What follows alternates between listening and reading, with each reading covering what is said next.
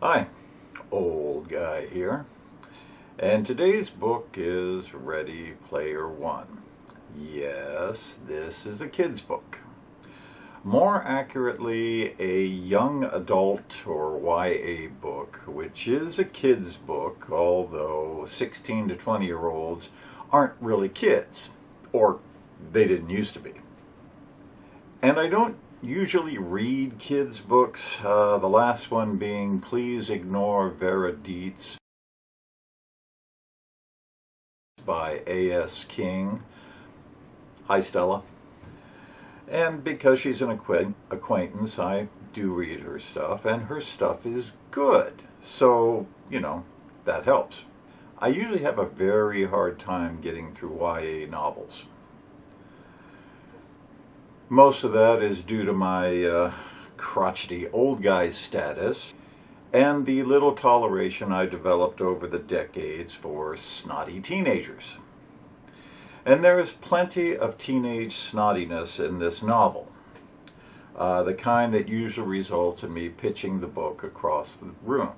Wade Watts, the protagonist, has developed a surety about the universe, life, relationships, politics, health, sex, humanity, history, whatnot, that only an 18 to 19-year-old can, expressed with the absolute confidence that only limited experience and superficial regard can provide.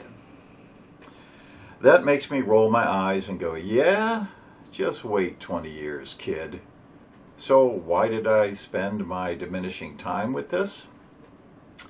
Because of the movie. I really liked the movie. I am a game geek, although hardly at the level of Wade and his friends, and all the Easter eggs and references scattered throughout the film are a delight. And it was a pretty good story, too. So it's always a good idea to pick up a novel upon which a good movie is based, just so you can make the comparison. Conclusion? The movie was better. Not through any fault of the book. The subject matter lends itself to visual rendering more than anything. Not that it's badly written either. Oh no, it's pretty good. Different enough from the movie that you can enjoy both separately. Always a hallmark of excellence. But every scene in the book made me flash on the contemporary scene in the movie. And that's not good, because written scenes should stand on their own, not suggest another medium.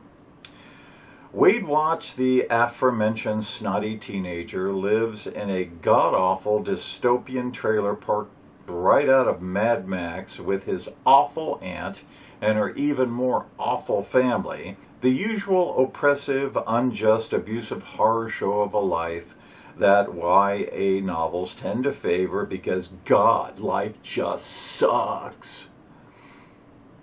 Wade is uber geek, nerd, social pariah, orphan boy, outcast, which is the standard social status of pretty much every YA hero because, God, no one understands me. But Wade has a hidden superpower.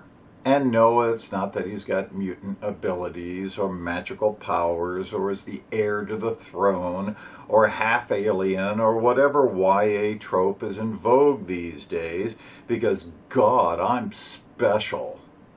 No, he's really, really good at video games, which is an important power in this dystopia because everyone is in the Oasis, a worldwide virtual universe in which you can be whatever you want to be.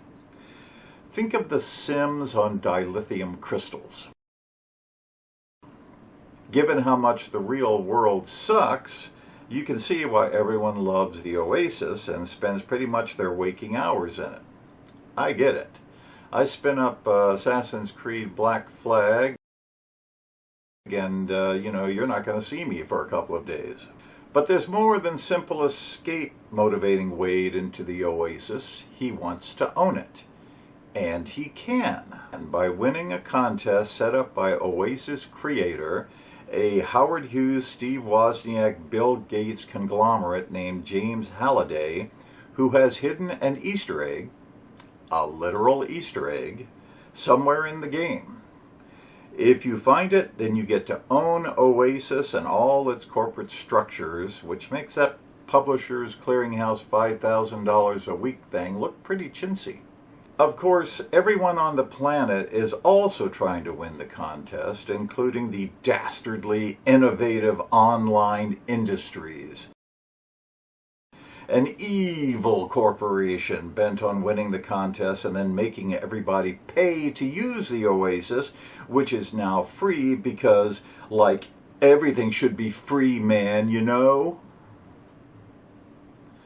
Those IOI guys are willing to engage in real-life murder to ensure they win the contest. Well, that's not cricket.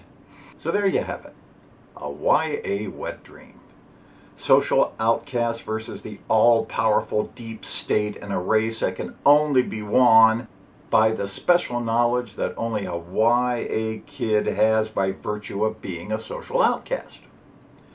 All the thousands of YA social outcast kids working for the evil corporation with its cutting-edge systems and programs and hardware and tech gurus simply don't measure up to Wade's masterful grasp of 1980s pop culture, music, television, movies, slangs, video games, and tech and whatnot, from which derive the clues to the Easter egg's location.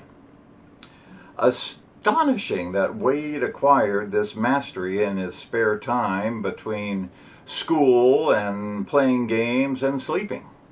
Why, there are 60-something-year-olds who lived right through that same time period with only a fraction of Wade's knowledge.